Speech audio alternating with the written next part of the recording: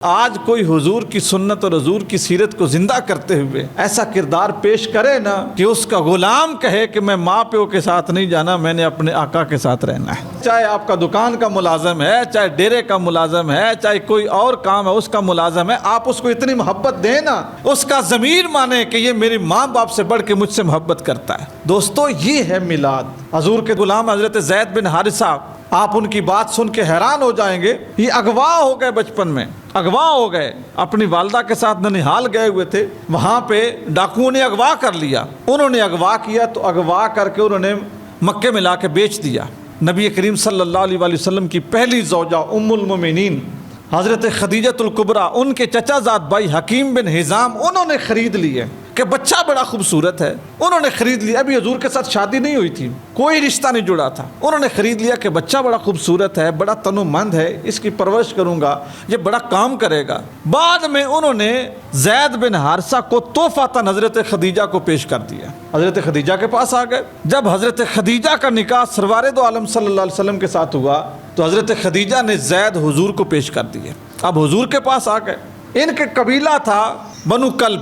بنو کلب کے قبیلے کے کچھ لوگ آئے، انہوں نے سین حرم میں طواف کرتے ہوئے نا حضرت زید بن حارثہ کو دیکھ لیا۔ جیسے دیکھا تو واپس گئے تو جا کے ان کے والد حارثہ اور ان کے چچا کعب، یہ دونوں سگے بھائی تھے، ان کو جا کے بتایا کہ تمہارا لڑکا ہم نے دیکھا ہے مکے میں فلاں جگہ پر، اور ہم نے اس سے سارا پوچھا ہے، وہ تمہیں نام سے بھی جانتا ہے، وطن سے بھی جانتا ہے، قبیلے سے بھی جانتا ہے، تمہارا ہی بیٹا ہے۔ ادھر جو باپ تھا نا، اب جس باپ کا بیٹا اغوا ہو جائے، کوئی پتہ ہی نہ چلے، اور اس کو اس طرح کے دور میں کہ جب کوئی سراغ رسانی کا طریقہ ہی نہ ہو، اس کو پتہ چل جائے کہ میرا بیٹا فلاں جگہ پہ، تو آپ اندازہ کیجئے نا دل میں خوشی کتنی ہوگی۔ وہ آئے جناب فوراً، دونوں بھائی، چچا بھی اور ان کا باپ بھی، حضور کے پاس نبی کریم صلی اللہ علیہ وسلم کو ملے، اپنا تعارف کروایا، اپنا بیٹا مانگا اور کہا جتنی آپ قیمت چاہیں لے لیں، ہمارا بچہ ہمیں واپس کر دیں، ہم پیسے دینے کو تیار ہیں۔ حضور سید دو عالم صلی اللہ علیہ وآلہ وسلم کی بات سنو دوستو، یہ ہے سیرت اپنانے والی۔ حضور نے فرمایا میں زید کو بلاتا ہوں، اس سے پوچھتا ہوں تمہارے ساتھ جانا چاہے اس کی مرضی، اگر وہ نہ جانا چاہے تو میں تمہیں اس کے اوپر ترجیح نہیں دوں گا، پھر وہ میرے پاس ہی رہے گا۔ باپ تھا، چچا تھا، انہوں نے کہا یہ کیسے ہو سکتا ہے کہ بچہ آئے، ہمیں ملے، ہمارا خون، ہماری نسل، ہماری اولاد، ہم اس کو کہیں کہ ساتھ چلو، تمہیں امی کے پاس لے چلیں، بھائیوں کے پاس لے چلیں، خاندان قبیلے میں لے چلیں، وہ کہے میں نے نہیں جانا، یہ تو ہو ہی نہیں سکتا۔ انہوں نے کہا جی ٹھیک ہے۔ حضرت زید کو بلایا گیا۔ حضور نے پوچھا زید یہ کون ہے؟ اللہ کے نبی یہ میرے والد ہیں۔ یہ کون ہے؟ اللہ کے رسول یہ میرے چچا ہیں۔ حضور نے فرمایا یہ تمہیں لینے آئے ہیں، ان کے ساتھ جاؤ گے؟ حضرت زید بن حارثہ سے حضور نے کہا جاؤ گے؟ کہا نہیں جاؤں گا۔ کیوں؟ باپ نے پوچھا کیوں؟ ہم تمہیں لینے آئے، کیوں نہیں جاؤ گے؟ حضرت زید بن حارثہ جو ابھی اتنی بڑی عمر میں نہیں تھے، لیکن حضور کی محبت، حضور کی شفقت، حضور کی مہربانی، حضور کا پیار اس کے اتنے گرویدہ ہو گئے تھے، کہا کہ جتنا پیار محمد رسول اللہ کرتے ہیں نا، کوئی ماں باپ نہیں کر سکتا، کوئی ماں باپ نہیں کر سکتا، میں نہیں جاؤں گا۔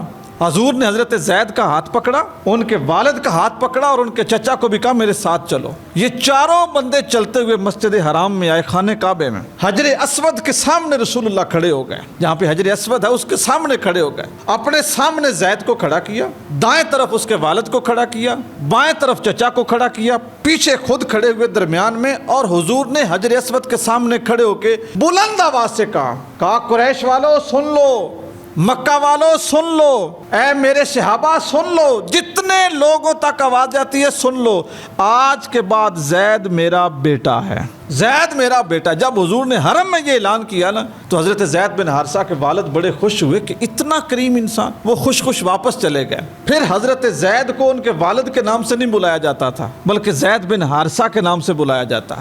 پھر قرآن مجید فرقان حمید کی آیت نازل ہوئی، ادعوہم لآبائہم ھو اقسط عند اللہ، اے محمد رسول اللہ لوگوں کو بتا دو کہ اپنے بچوں کو، بیٹوں کو ان کے نام سے بلائیں، یہ اللہ کو زیادہ پسند ہے، یعنی ان کے باپ کے نام سے بلائیں۔ پھر وہ زید بن محمد کی بجائے زید بن حارثہ بولے جانے لگے۔ حضور سید دو عالم صلی اللہ علیہ وسلم نے اپنی پھوپھو زاد حضرت زینب بنت جہش، ان کا نکاح حضرت زید بن حارثہ کے ساتھ کیا۔ ٹھیک ہے، جو پہلا نکاح تھا نا وہ حضرت ام ایمن کے ساتھ تھا، دوسرا نکاح زینب بنت جاش کے ساتھ کیا، ایمن کون ہے؟ نبی کریم صلی اللہ علیہ وآلہ وسلم کی کنیز ہیں۔ حضور سید دو عالم صلی اللہ علیہ وآلہ وسلم نے اعلان فرمایا کہ کون سا ایسا شخص ہے جو کسی جنتی عورت کے ساتھ نکاح کرے گا؟ تو حضرت زید بن حارثہ نے سب سے پہلے کہا حضور نے ان کا نکاح ان کے ساتھ کیا۔ ان کے انتقال کے بعد اپنی پھپھو زاد بیٹی کا نکاح، بہن کا نکاح حضرت زید بن حارثہ کے ساتھ کیا، جن کا نام زینب بنت جاش ہے۔ اب وہ قبیلہ قریش سے تھی اور زید بکتے بکاتے آئے تھے، وہ غلام تھے، تو بہت بڑا فرق تھا، ایک وہ شادی چل نہ سکی، نباہ ہو نہ سکا۔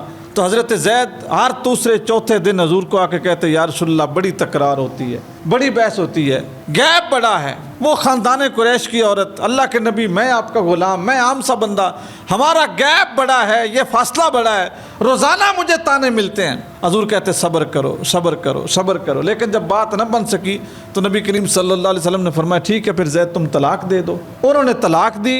حضرت زینب بنت جاش کی عدت گزری تو آپ کے میرے رسول کریم صلی اللہ علیہ وسلم نے، اب دیکھیے حضرت زید کے ذریعے، یعنی جنہوں نے طلاق دی تھی نا، ان کے ذریعے حضور نے پھر پیغام نکاح بھجوایا زینب بنت جاش کے لیے۔ حضرت زید نے یہ نہیں دیکھا کہ میں نے طلاق دی اب میں کیوں جاؤں، حضور کی محبت تھی، پھر گئے، وہ آٹا گوندھ رہی تھیں، ان کی طرف منہ نہیں کیا، منہ دوسری طرف کر کے کہا کہ میں رسول اللہ کا پیغام نکاح لایا ہوں۔ حضرت زینب بنت جاش نے کہا کہ میں استخارہ کروں گی، انہوں نے استخارہ کیا، پھر اللہ کی طرف سے کلام نازل ہوا سرکار کے اوپر، پھر زینب بنت جاش کا نکاح ہوا۔ جس وقت یہ نکاح ہوا تھا نا، نبی کریم صلی اللہ علیہ وسلم نے 200 بندے کا ولیمہ کیا تھا۔ اس نکاح کے موقع پر حضور کے گھر میں 10 بندے داخل ہوتے تھے اور کھانا کھا کے چلے جاتے تھے۔ اس موقع پہ ہی پردے کی آیت نازل ہوئی اور اللہ تعالیٰ نے فرمایا یا ایھا الذین آمنوا لا تدخلوا بیوت النبی، اے مسلمانوں رسول اللہ صلی اللہ علیہ وآلہ وسلم کے گھر میں داخل نہ ہوا کرو الا ان یؤذن لکم، ہاں جس وقت تمہیں اجازت ملے طعام کھانا کھانے کی، اور جس وقت تم کھانا کھا لو تو پھر کیا کرو، پھر چلے جاؤ۔ کیوں؟ تم وہ وہاں پہ بیٹھے رہتے ہو تو رسول اللہ کو تکلیف ہوتی ہے اور رسول اللہ تمہارے حیا کی وجہ سے بولتے نہیں ہیں۔ یہ آیت نازل ہوئی سورہ احزاب کی آیت نمبر 53، پردے کی آیت۔ ہوا یہ تھا کہ ایک مرتبہ وہ 10 بندے کھانا کھانے اندر آئے، کھانا کھایا اور گپیں شپیں شروع ہو گئیں۔ زینب بنت جاش بھی اسی کمرے میں بیٹھی ہوئی تھی دیوار کی طرف منہ کر کے۔ نبی کریم صلی اللہ علیہ وسلم نہ مہمانوں کو اٹھا سکتے تھے، نہ کہہ سکتے تھے کہ یار مہربانی کرو، کھانا جو کھا لیا تو گھر جاؤ۔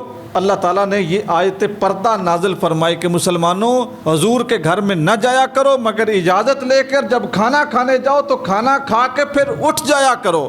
تمہارا وہاں پہ کثرت کے ساتھ بیٹھے رہنا اللہ کے نبی کو تکلیف دیتا ہے اور وہ تمہارے حیا کی وجہ سے بولتے نہیں ہیں۔ یہ آیت بھی اسی نکاح کے موقع پہ نازل ہوئی تھی۔ تو آپ کو جو بات یہاں پہ سمجھانی تھی وہ یہ ہے کہ آج کوئی حضور کی سنت اور حضور کی سیرت کو زندہ کرتے ہوئے ایسا کردار پیش کرے نا کہ اس کا غلام کہے کہ میں ماں پیو کے ساتھ نہیں جانا، میں نے اپنے آقا کے ساتھ رہنا ہے۔ ٹھیک ہے، چاہے آپ کا دکان کا ملازم ہے، چاہے ڈیرے کا ملازم ہے، چاہے کوئی اور کام ہے اس کا ملازم ہے، آپ اس کو اتنی محبت دیں نا، اس کا ضمیر مانے کہ یہ میری ماں باپ سے بڑھ کے مجھ سے محبت کرتا ہے۔ دوستو یہ ہے میلاد۔ میلاد صرف 4 دیگوں کا، 4 جھنڈیوں کا، یا مطلب 4 بجلی کے کمکمے لگانے کا نام نہیں ہے۔ میلاد تو جو شیطان ہے اس کو بھگانے کا نام، انانیت کو مارنے کا نام اور انسانیت سے محبت کا نام ہے۔